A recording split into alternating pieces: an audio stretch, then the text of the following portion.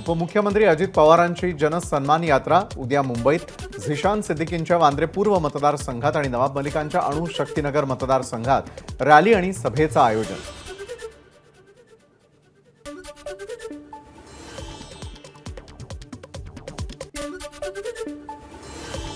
Bank कर्मचारी संघटनांचं मुख्यमंत्र्यांना पत्र। लाडकी बहीण योजनेमुळे बँकांमध्ये गर्दी होत असल्यानं अतिरिक्त सुरक्षा पुरवण्याची पत्राद्वारे मागणी।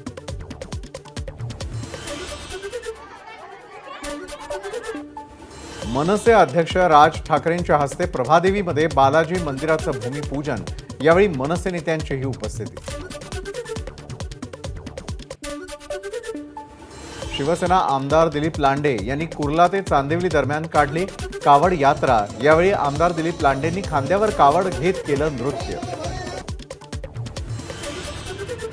रायगडमधील मांडवा ते मुंबई जलवाहतूक आता 1 सप्टेंबर पासून सुरू होणार। पावसाळ्यामध्ये कोणताही अनुचित प्रकार घडू नये म्हणून 26 मे पासून वाहतूक होती बंद।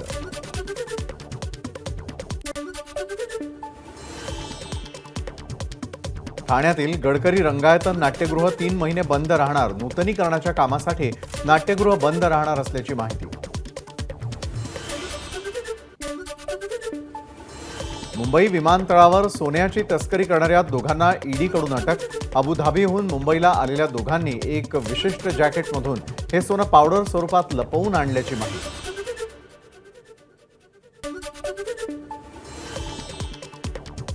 मुंबईतील सायन रुग्णालयामध्ये महिला डॉक्टरला रुग्ण आणि रुग्णाच्या नातेवाईकांकडून मारहाण। महिला डॉक्टरनं सायन पोलीस स्टेशनमध्ये नोंदवला जबाब। रुग्ण आणि त्याचे नातेवाईक पसार झाल्याची माहिती। हॉस्पिटल आणि हॉस्टेलच्या आतमध्ये आता फूड डिलिव्हरी बॉयला नो एंट्री। मुंबई महापालिकेच्या रुग्णालयातील सुरक्षा विभागातील अधिकाऱ्यांनी घेतलेल्या बैठकीत निर्णय। मध्य रेल्वे मार्गावर 15 डब्यांच्या लोकल चालवण्यासाठी रेल्वे प्रशासनाच्या हालचाली। वेगवेगळ्या स्थानकांचा सर्व्हे करत रेल्वे प्रशासन 15 डब्यांच्या लोकल चालवण्याबाबत घेणार आढावा। मुंबई उपनगर आणि ठाण्यामधील तापमानात वाढ। 2 ते 3 दिवसांपासून पाऊस नसल्यानं उष्णता वाढली।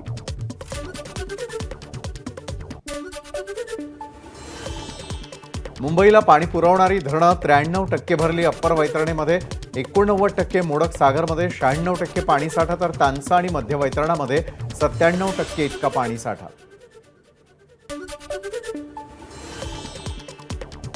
या क्षणाची सर्वात मोठी बातमी ती म्हणजे विधानसभेला उपराजधानीमध्ये मशाल पेटेल।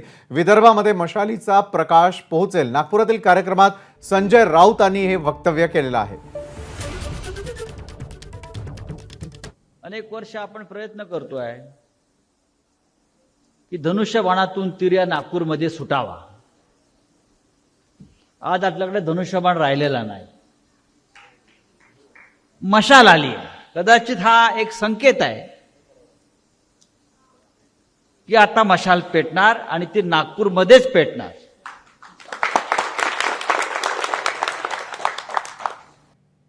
आणि आता पाहणार आहोत गुन्हेगारी विश्वातल्या अतिशय महत्त्वाच्या घडामोडी अगदी सुपरफास्ट।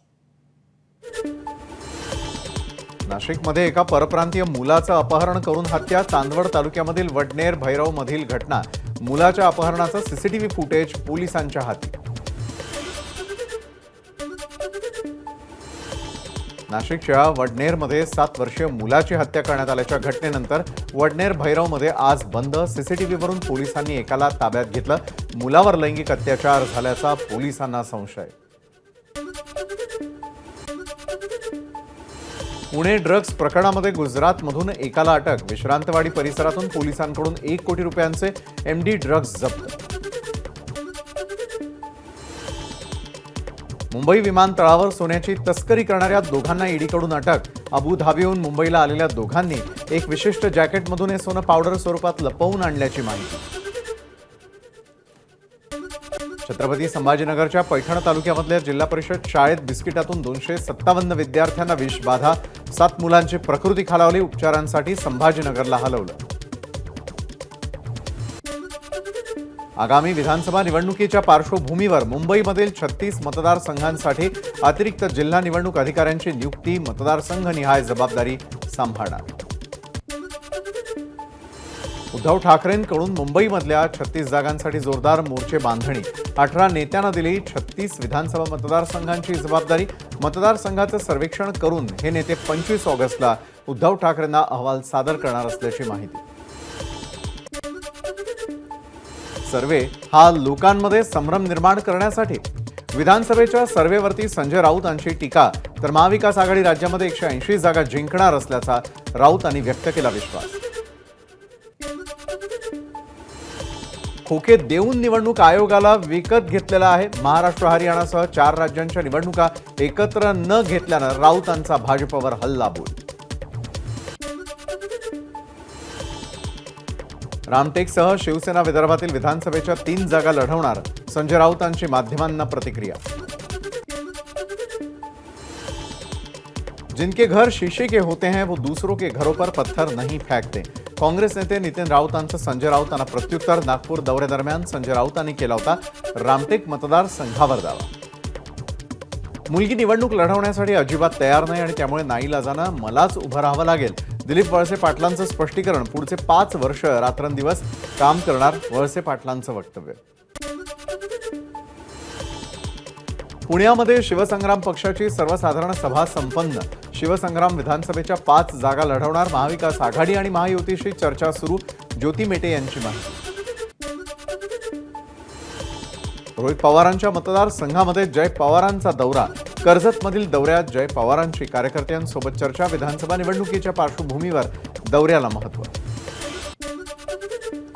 कर्जत जामखेडचं सामाजिक वातावरण गढूळ करण्याचा भाजपचा प्रयत्न. रोहित पवारांचा आरोप. तर कर्जत जामखेड की बारामती नेमकं कुठून निवडणूक लढवायची याबाबत संभ्रम. रोहित पवारांचा जय पवारांना टोला. मनसे नेते अमित ठाकरे नाशिक दौऱ्यावर. विधानसभा निवडणुकीच्या पार्श्वभूमीवर अमित ठाकरेंची पदाधिकाऱ्यांसोबत बैठक. अंधेरी पूर्व विधानसभेसाठी शिवसेना भाजपमध्ये रस्सीखेच. शिंदे गटाकडून प्रदीप शर्मा यांच्या पत्नी तर भाजपकडून मुरजी पटेल इच्छुक. राखी पौर्णिमेनिमित्तानं शक्ती प्रदर्शन करणार. मुख्यमंत्री एकनाथ शिंदे यांचे माजी खासगी सचिव बालाजी खतगावकर विधानसभा निवडणूक लढण्याची शक्यता. नांदेडच्या मुखेड मतदारसंघामध्ये जनसंपर्क कार्यालय उघडल्यानं निवडणूक लढणार असल्याची चर्चा. सोशल मीडियासाठी शिवसेनेचा नवा चेहरा. राहुल कनाल यांच्या खांद्यावर जबाबदारी. सोशल मीडिया राज्य प्रमुख पदी वर्णी. भाजपचे माजी खासदार सुरेश वाघमारे वर्धा विधानसभेसाठी इच्छुक. लोकसभेच्या अपयशानंतर उमेदवार परिवर्तन अपेक्षित. त्यामुळे पक्षाकडे वर्ध्याची उमेदवारी मागणार. सुरेश वाघमारेंचं वक्तव्य. नवी मुंबईतील महायुतीचा अंतर्गत वाद चव्हाट्यावर. भाजपच्या आमदार बसलेल्या बेलापूर विधानसभा मतदारसंघावर शिवसेनेचा दावा. शिवसेनेचे उपनेते विजय नाहटा यांनी व्यक्त केला उमेदवारी मिळण्याचा विश्वास.